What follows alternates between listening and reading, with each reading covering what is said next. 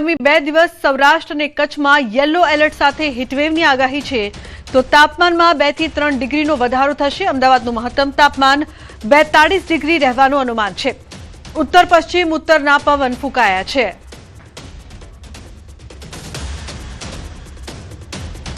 Weather लगभग dry रहेगा अगले 7 दिन तक, लेकिन जो टेम्परेचर्स की जो मैक्सिमम की उम्मीद करते हैं कि 2 से 3 डिग्री राइज अगले 48 घंटे के दौरान, और उसके बाद कोई विशेष परिवर्तन होने की संभावना नहीं है।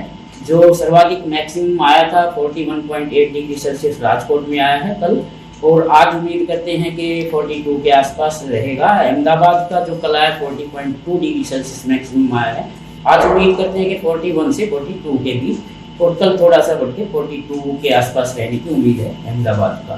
और अगर बात करते हैं कि हीट वेव की, तो आज क्योंकि टेम्परेचर ज़्यादा हैं, इसलिए हम एक्सपेक्ट कर सकते हैं कि सौराष्ट्र कच्छ में 2 दिन के लिए येलो अलर्ट के साथ हीट वेव रहने की उम्मीद है, जिसमें खास करके नलिया वगैरह जो आ रहे हैं वो हैं।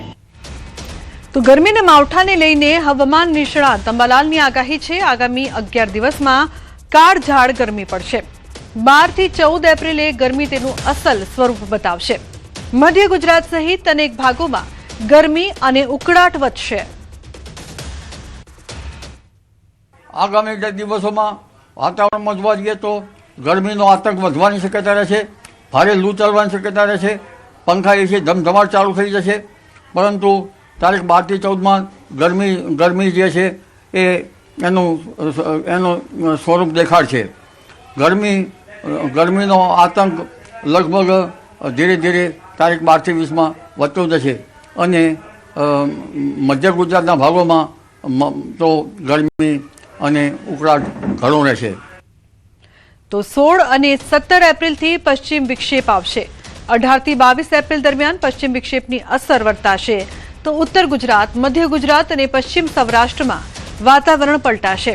26 एप्रिल बाद पण हवामान में पलटो आवशे। मेघगर्जना साथे करा पड़वानी पण शक्यता रहेशे।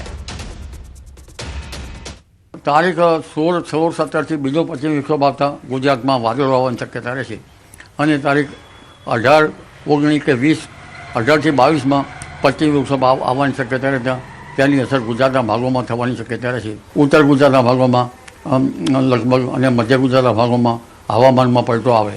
પશ્ચિમ સૌરાષ્ટ્રના ભાગોમાં પણ હવામાનમાં પલટો આવવાની શક્યતા રહેશે। તારીખ 26 એપ્રિલ બાદ પણ હવામાનમાં પલટો આવવાની શક્યતા રહેશે। મેઘગર્જના સાથે કરા પડવાની પણ શક્યતા રહેશે। તો મેની શરૂઆતમાં અરબી પ્રદેશથી આંધી આવશે। 11 થી 20 મે દરમિયાન પણ આંધી પવન આવશે। પવનની ગતિ ભારે રહેશે। મકાનના છાપરા ઉડી જાય તેવી આંધી ફૂંકાશે। મેની શરૂઆતમાં અને તારીખ 11 થી 20 મેમાં આરબની કાળી આંધી ચડી આવશે અને વંટોળિયા ચડી આવશે। હવે ધીરે ધીરે પવનની ગતિ એટલી રહેશે કે કાચા મકાનના છાપરા ઉડી જાય તેવી પવનની ગતિ મે માસ સુધીમાં આવતા થવાની શક્યતા રહેશે।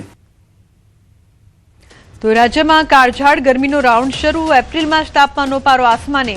3 શહેરોમાં તાપમાન 40 ડિગ્રીને પાર। સૌથી વધુ રાજકોટમાં 41.8 ડિગ્રી તાપમાન, અમરેલીમાં 40.3, અમદાવાદમાં 40.2 ડિગ્રી તાપમાન।